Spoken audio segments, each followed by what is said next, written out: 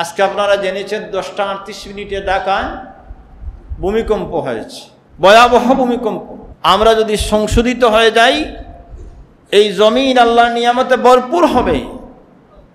আর আমরা যদি পাপের মধ্যে নিয়োজিত হয়ে যাই, তাহলে এই জমিনের মধ্যে একটির পর একটি গজব নাযিল হবে।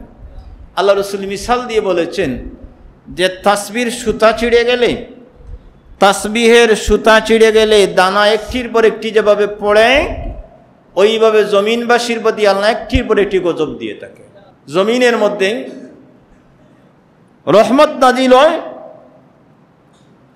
মানুষের আমলের কারণে। মানুষ যখন ভালো আমল করে তখন আল্লাহ রহমত নাজিল করে,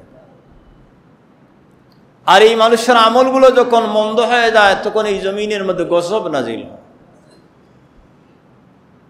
এইভাবে রাসূল পাক সাল্লাল্লাহু আলাইহি ওয়াসাল্লাম 15টি কথা বলেছেন, 15টি বৈশিষ্ট্যের কথা। যেই এই 15টি বৈশিষ্ট্য যখন আমার উম্মতের মধ্যে চলে আসবে, তখন আল্লাহ এই জমিনের জন্য আল্লাহর গজবকে তখন আল্লাহ হালাল করে নেবেন ধারাবাহিকভাবে।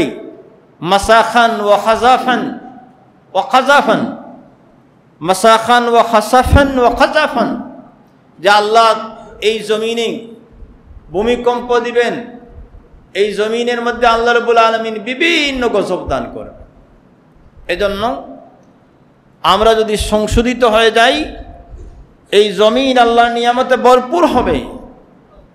আর আমরা যদি পাপের মধ্যে নিয়োজিত হয়ে যাই, তাহলে এই জমিনের মধ্যে একটির পর একটি গজব নাযিল হবে। আল্লাহ রাসূল মিসাল দিয়ে বলেছেন যে তাসবির সুতা ছিঁড়ে গেলে, তাসবিহের সুতা ছিঁড়ে গেলে দানা একটির পর একটি যেভাবে পড়ে, ওইভাবে জমিনবাসীর প্রতি আল্লাহ একটির পর একটি গজব দিয়ে থাকে। আজকে আপনারা জেনেছেন 10টা 38 মিনিটে ঢাকায় ভূমিকম্প হয়েছে, মাত্রা ছিল 5.7। ভয়াবহ ভূমিকম্প, অনেক মানুষ হতাহত হয়েছেন। পুরান ঢাকায় বেশি আক্রান্ত হয়েছেন। আল্লাহ যেন হেফাজত করেন। আল্লাহর কাছে আমরা চাই যে আল্লাহ যেন তার গজব হইতে আমাদেরকে হেফাজত করেন, আমাদেরকে যেন একনিষ্ঠতার বন্দা হিসেবে আল্লাহ কবুল করেন। সবাই জুড়ে বলুন আমিন। আল্লাহ রাব্বুল আলামিনের কাছে আমাদের সদা সর্বদা আবেদন হওয়া উচিত, আল্লাহ যেন তার গজব এবং আযাব হইতে আমাদেরকে হেফাজত করেন। সবাই জুড়ে বলুন আমিন। অতীতে অনেক জাতিকে আল্লাহ কিন্তু ধ্বংস করে দিয়েছেন, মহাপ্লাবন দ্বারা ধ্বংস করে দিয়েছেন, বানরে পরিণত করেছেন, মশা দ্বারা কষ্ট দিয়েছেন, মাছি দ্বারা কষ্ট দিয়েছেন, ব্যাঙ দ্বারা কষ্ট দিয়েছেন, রক্ত দ্বারা কষ্ট দিয়েছেন, আকাশ হইতে বৃষ্টি বর্ষণকে বন্ধ করে দিয়েছেন। এইভাবে অনেক গজব দিয়েছেন।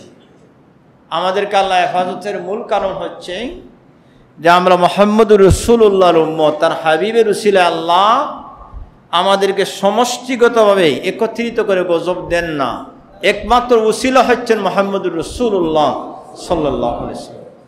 আল্লাহ যেন আমাদেরকে হেফাজত করেন। সবাই জুড়ে বলুন আমিন।